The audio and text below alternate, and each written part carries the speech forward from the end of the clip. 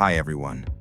There are voices you hear once and forget, and then there are voices that stay with you forever. Kenny Rogers had one of those voices, not just singing songs, but carrying pain, regret, hope, and hard-earned wisdom in every note. Behind the white beard, the gentle smile, and the legendary hits was a man shaped by poverty, broken homes, and losses that never truly healed. He grew up with almost nothing, sometimes surviving on little more than simple meals, learning early how hunger and hardship feel.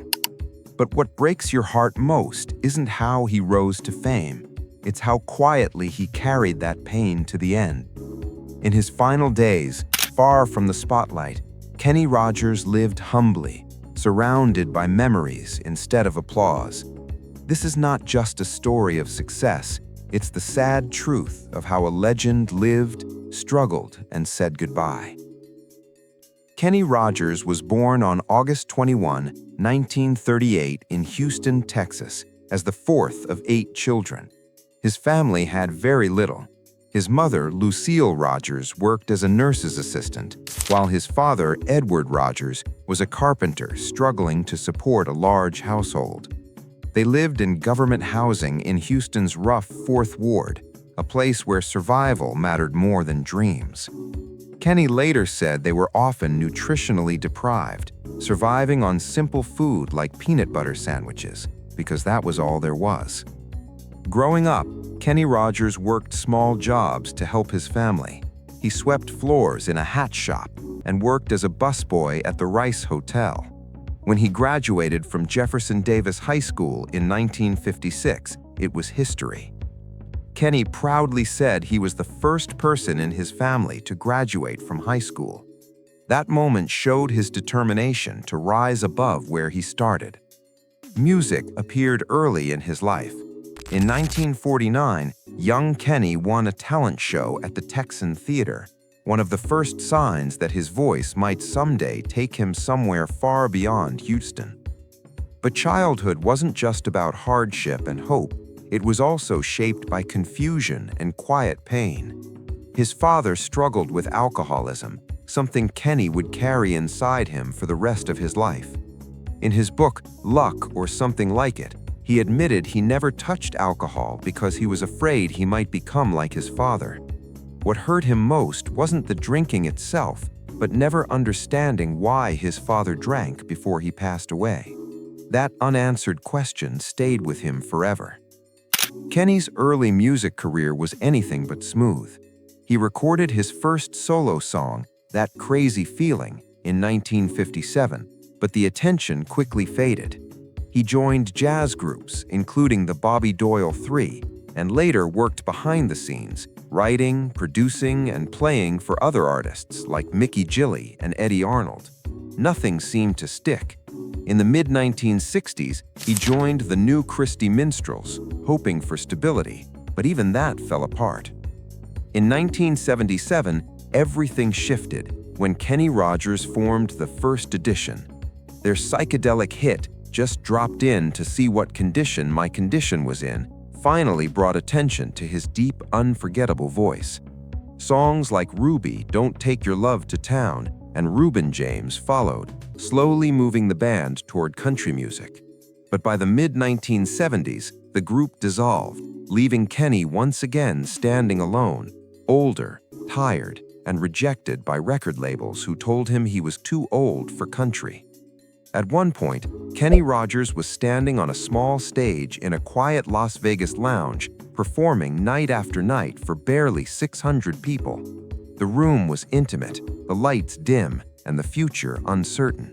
For a man who had spent years chasing success, it felt like the end of the road. That's when Steve Wine, the man who booked him, delivered words that would change everything.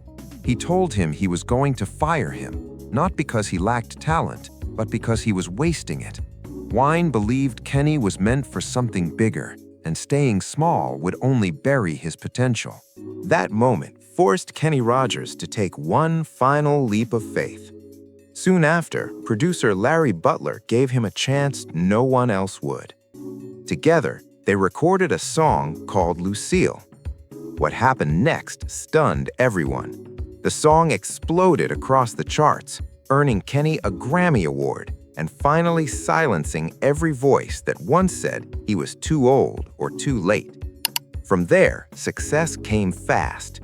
Kenny Rogers crossed effortlessly between country and pop, creating unforgettable classics like The Gambler, Lady, and Islands in the Stream. His duet with Dolly Parton became legendary, not because of romance, but because of truth. Two artists shaped by struggle, finally finding their voices together. The Gambler became more than a song, it became a philosophy.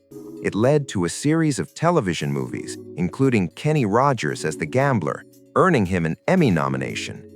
Fans didn't just listen to his music, they lived by it. In 1986, readers of USA Today and People magazine voted him their favorite singer of all time. His albums, The Gambler and Kenny, were later named among the most influential country albums ever. Despite the fame, Kenny never forgot where he came from. In the 1970s, he discovered a former neighbor struggling to fix her car. She needed $600. Kenny sent her $20,000 instead, thanking her for helping his family pay rent years earlier. One painful loss came with Dottie West's death, his close friend and duet partner. After her divorce and bankruptcy, Kenny stood by her. Tragically, in August 1991, a car crash left her severely injured. Kenny later helped induct Dottie West into the Country Music Hall of Fame in 2018. Away from music, Kenny Rogers faced personal battles. He was married 5 times and had 5 children. In his autobiography, he openly admitted his mistakes, saying his ambition and career often came at the cost of his marriages. He accepted the blame without excuses. One divorce reportedly cost him around $60 million, but the emotional toll was far greater than the financial one.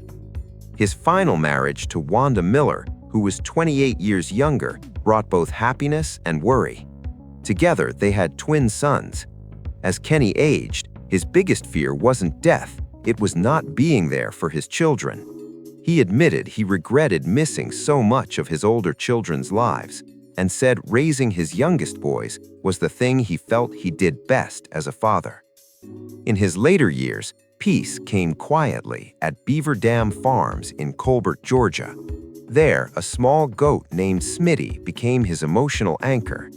Kenny said the goat helped calm him after long tours, grounding him far away from bright lights and loud applause. Even legends must fight battles behind the scenes. In 2012, Kenny Rogers sued Capitol Records, claiming he had been underpaid for digital downloads of his music.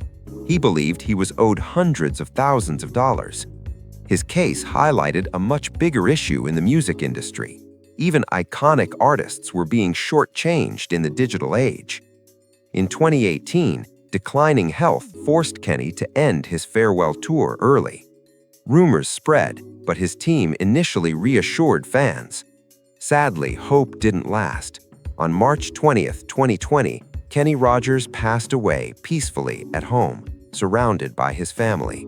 He was 81 years old. Because of the global pandemic, there was no public funeral, only a quiet goodbye. After his death, his sister Sandy Rogers shared intimate memories through the documentary biography Kenny Rogers.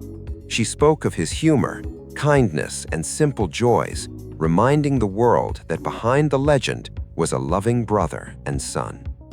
In 2021, the Grammy Awards honored Kenny Rogers during the In Memoriam segment.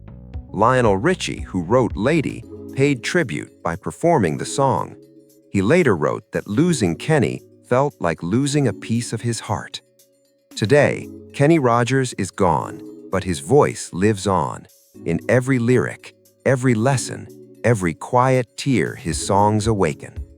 If his story touched you, like, share, and subscribe so his truth is never forgotten. Thanks for watching.